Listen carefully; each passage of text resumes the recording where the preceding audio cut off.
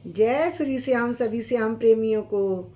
आज मैं आपके समक्ष जो भक्त चरित्र लेकर आई हूँ वो है श्री धन्ना जी का। बहुत ही भगवान के प्रिय भक्त थे। भगवान उनके हाथ से रोटी खाने के लिए आते थे, उनके खेतों में हल चलाया। क्या है उनकी कथा, आनंद बहुत आएगा सुनने में, आप ध्यान लगाकर सुनिएगा। धन्ना जाट का जन्म, धन्ना जी जाट जाति से थे। उनका जन्म 20 अप्रैल को 1415 को राजस्थान के टोंक जिले में हुआ था और उनका जो गांव था वो था धुआं कला। सामान्य से जाट परिवार में हुआ था। उनके पिता गांव के एक किसान थे जिनका नाम था रामेश्वर और उनकी माँ का नाम था गंगाबाई जो कि गढ़वाल से थी। धन्ना एक उच्च कोटि के कृष्ण भक्त थे और कवि हुए हैं। उन्हें धन्ना भगत और धन्ना सेठ के नाम से भी जाना जाता है। एक धन्ना साधारण सा व्यक्ति धन्ना सेठ कैसे बना, कैसे भगवान की कृपा हुई, वो मैं आपको सुनाती हूँ। इनके ऊपर जब भगवत कृपा हुई है तो धुआं कला में सिख समुदाय के लोगों ने धन्ना जी के नाम से एक भव्य गुरुद्वारे का निर्माण करवाया है। जो और गुरु ग्रंथ साहब है उसमें भी गुरुबाड़ी में इनके पदों को स्थान दिया गया है। समझिए आप कितनी सुंदर चरित्र है उनका। धन्ना जी का जन्म एक छोटे से साधारण से ग्रामीण परिवार में होता है और इनके पिता मुख्य रूप से कृषि और पशुपालन का ही कार्य करते थे। इनके घर में गायों का पालन किया जाता था। एक दिन धन्ना जी के परिवार में इनके कुल गुरु आते हैं। उनका नाम था त्रिलोचन। तीर्थ यात्रा करके लौटे, कुछ दिनों के लिए धन्ना जी के घर में ही रहते हैं। वो रोज पंडित जी शालिग्राम भगवान की सेवा किया करते थे। बड़े भाव से शालिग्राम भगवान की सेवा किया करते और उन्हें भोग लगाने के बाद ही भोजन ग्रहण करते। भगवान धन्ना जी की ये सेवा करते हुए देखते थे। कहना त्रिलोचन जो पंडित जी थे वो रोज सेवा कर रहे हैं तो वो रोज देखते थे, कहना ये कैसे करके सेवा कर रहे हैं। तो उनके मन में भी शालिग्राम की सेवा करने की इच्छा जागृत हुई। उन्होंने पंडित जी से कहा, पंडित जी मुझे भी अपने ये भगवान दे दीजिए। अब बालक बुद्धि वो जिद पे अड़ गए। अब पंडित जी भी वो अपने शालिग्राम कैसे दे देते, क्योंकि वो तो उनकी सेवा करते थे। वो तो अब धन्ना इधर रोना शुरू हो गया, उनका खाना पीना छोड़ दिया। नहीं, मुझे तो पंडित जी के ही भगवान चाहिए, मुझे शालिग्राम भगवान चाहिए। तो उस गांव के सभी लोगों ने पंडित जी को युक्ति सुझाई कि आप एक काम कीजिए, बालक छोटा है, उसे क्या समझ के कौन से शालिग्राम में क्या है, आप मतलब कोई और पत्थर उसको भगवान कह के दे दीजिए। दूसरे दिन वो नदी में स्नान करने के लिए त्रिलोचन जी जाते हैं पंडित जी महाराज, और वहाँ से एक काले रंग का बड़ा सा पत्थर उठा के ले आते हैं अपने साथ। अब बालक से कहते हैं, जैसे कि उन्होंने पूर्व योजना बनाई थी, उससे पूछते हैं कि बेटा तुझे कौन सा पत्थर चाहिए, मेरे पास दो भगवान हैं, एक बड़े और एक छोटे। उनको पता था कि बालक बड़े को ही चुनेगा। धन्ना ने तुरंत जवाब दिया, मुझे बड़े वाले भगवान चाहिए।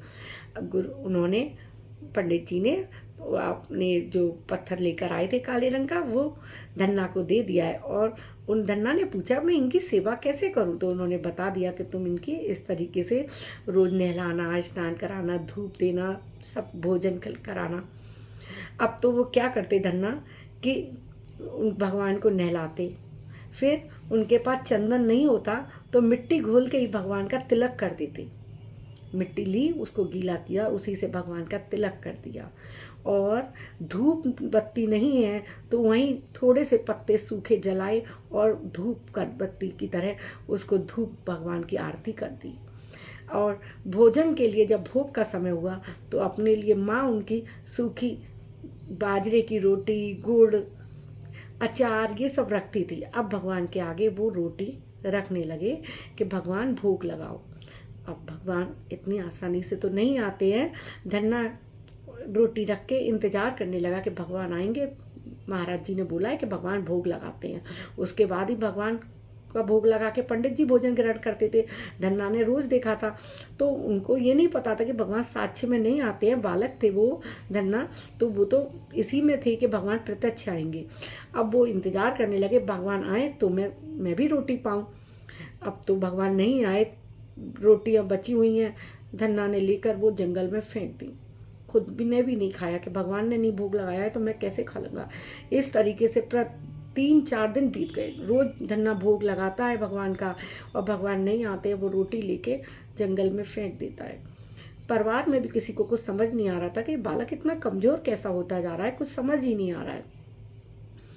लेकिन भगवान अपने छोटे से भगवत भक्त पर, छोटे से बालक पर निहाल हो गए, उसकी भक्ति पर। 4-5 दिन जब बीत गए हैं, भगवान को नहीं रहा गया। उसके भगवान का बादशाह उमड़ आया है, और भगवान साक्ष्य रूप से प्रकट होके रोटी पाने के लिए बैठ गए हैं आकर, और उसकी रोटी लेकर खाने लगे। अब जैसे ही उन्होंने सारी रोटी, 3 रोटी खा ली है, चौथी रोटी खाने लगे, धन्ना ने भगवान का हाथ पकड़ लिया। अरे, मैं तो तुम्हारी वजह से 4 दिन से भूखा हूँ, और तुम मेरी आज आए हो, वैसे तो आ नहीं रहे थे, सारी रोटियां फिक रही थी, और आज आए हो तो ना मेरी सारी रोटियां खा जाओ, मेरे बारे में सोच भी नहीं रहे हो, मेरे से कह भी नहीं रहे कि तुम रोटी खा लो। भगवान को अपने छोटे से भक्त में बड़ा प्यार आया है, बहुत ही प्यार आया। उसको गोदी में बिठा के अपने हाथ से फिर तो बची हुई रोटी खिलाई है। और जो गांव सेवा का काम की कर धन्ना करता था, भगवान ने कहा, मैंने तेरी रोटी खाई है, तो मुझे काम बता। बोले, भगवान काम तोरे ना करते हैं। धन्ना ने कहा कि नहीं नहीं, किसने कहा नहीं करते हैं, जो अन्न खाता है तो वो काम भी करता है। अब तो वो धन्ना की गाय भी चराने लगे। ऐसे करके समय बीतता गया। धन्ना के पास रोज आके वो भगवान रोटी खा रहे हैं और गौ सेवा भी कर रहे हैं। एक दिन त्रिलोचन महाराज, जो पंडित जी थे, उनके कुल गुरु, वो दोबारा गांव आते हैं और उससे धन्ना से पूछते हैं, और बेटा तेरी सेवा पूजा कैसी चल रही है? कि बहुत बढ़िया चल रही है गुरुजी, तो भगवान आते हैं, रोटी भी रोज़ खा रहे हैं और गौ सेवा भी करते हैं। वो कहते हैं, क्या कह रहे हो? उनको तो विश्वास ही नहीं हुआ। उनको लगा कि ये बालक कुछ वैसे ही बातें उल जुलूल कर रहा है। उन्होंने कहा, अच्छा भगवान आते हैं? कि हाँ भगवान आते हैं। कहाँ है? कि गाय चराने गए हैं। जब पंडित जी ने छुप कर देखा तो सचमुच भगवान दूसरे दिन जब छुप कर देख रहे हैं कि सचमुच भोग भी लगा रहे हैं, गाय भी चराने जा रहे हैं। भगवान की अपार भक्ति देखकर, कृपा देखकर उस छोटे से बालक पर, वो तो उनके चरणों में ही गिर पड़े। क्या धन्य तू बालक धन्ना, जो तेरी भक्ति भगवान स्वयं आ गए। भगवान ने फिर त्रिलोचन जी को भी दर्शन दिए हैं और उनसे कहा है कि आप धन्ना जी को रामानंदाचार्य जी के पास लेकर जाइए, उनका शिष्य बनाइए। धन्ना जी को लेकर जाते हैं, उनके शिष्य बनते हैं, ज्ञान अर्जित करते हैं। फिर आकर धन्ना जी का विवाह होता है। होता क्या है कि धन्ना जी एक दिन अपने खेत में ज्वार के बीज, अपना पशुपालन भी करते रहते हैं, खेती भी करते रहते हैं, गृहस्थी भी करते हैं, गृहस्थी की अपना पालन कर रहे हैं परिवार का, और अपनी भगवत सेवा में भी लगे रहते हैं, सत्संग में, पूजा में। एक बार क्या होता है कि वो ज्वार के बीज लेके बोने के लिए खेतों में जा रहे होते हैं। उधर से ही लौट के आ रहे होते हैं 4 संत गांव में से। उधर से वो कहते हैं, बेटा मैं बहुत, हम लोग भूखे हैं, हमें कुछ खाने को दो। तो वो धन्ना कहता है, मेरे पास तो ये बीज बोने के लिए ज्वार ही है प्रभु, तो आप ये ले लीजिए, खा लीजिए इसको। और वो उनको ज्वार के बीज साधुओं को दे देते हैं धन्ना। संत लोग वो भी ज्वार के बीज बड़े प्रेम से खाते हैं। अब धन्ना की पत्नी बहुत गर्म स्वभाव की थी, तो धन्ना ने अपनी पत्नी के गर्म स्वभाव के कारण, डर की वजह से, जिस थैले में बीज रखे हुए थे उसमें कंकड़ इकट्ठे कर लिए और जाकर अपने खेत में बो दिए हैं। उन्हीं बीजों को खेत में बो दिया है और बैठ गए। जब भगवान का भोग लगाया है तो भगवान आए हैं। बहुत सुंदर 4 लाइनें हैं, मैं आपको सुनाती हूँ। वो धन्ना भक्त अनोखा, पत्थर में हरि को देखा। वो धन्ना भक्त अनोखा, पत्थर में हरि को देखा। हरि दौड़े दौड़े आए, खेतों में हल है चलाए। हरि दौड़े दौड़े आए, खेतों में हल है चलाए। इस प्रकार कंकड़ के जो बीज, कंकड़ थे ना, ज्वार के बदले कंकड़ जब खेत में बो दिए हैं, भगवान ने स्वयं उसमें हल चलाया है। अब जब भगवान हल चलाएंगे तो ऐसा कैसे हो सकता है कि फसल ना हो। आसपास के जब समय आया है फसल का, आसपास के सभी खेतों में ज्वार हुई है, लेकिन सबकी ज्वार मुरझा रही है क्योंकि इस बार बारिश कम हुई थी।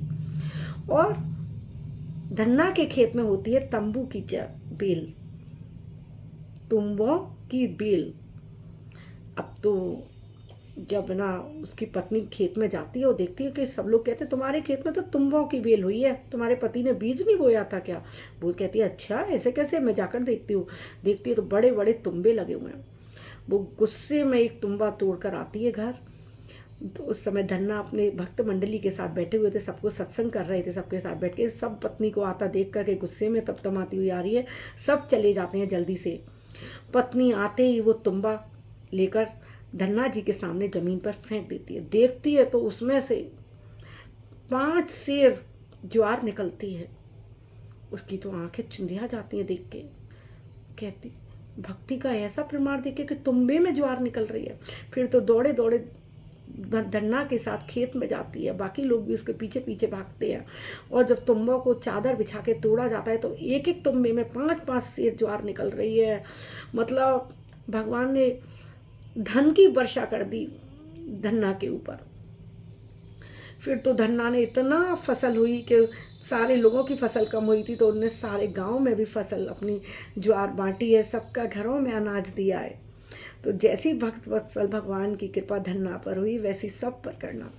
आपको मेरी कथा अच्छी लगी हो तो कृपया मेरे चैनल पर बने रहिएगा। जाते जाते दोबारा से वो भजन गाती हूँ। वो धन्ना भक्त अनोखा, पत्थर में हरि को देखा। वो धन्ना भक्त अनोखा, पत्थर में हरि को देखा। हरि दौड़े दौड़े आए, खेतों में हल है चलाए। हरि दौड़े दौड़े आए, खेतों में हल है चलाए। आपको मेरा कथा कहानियाँ सुनाना अच्छा लग रहा हो तो कृपया मेरे चैनल पर बने रहिएगा। और कृपया करके चैनल को लाइक और सब्सक्राइब करना मत भूलिएगा और अपने सगे संबंधियों में भी शेयर ज़रूर कर दीजिएगा। और जाते जाते बेल आइकॉन ज़रूर दबा दीजिएगा जिससे मेरे वीडियोज़ के नित्य नोटिफिकेशन आपको मिलते रहें। अभी के लिए विदा लेती हूँ। राधे राधे।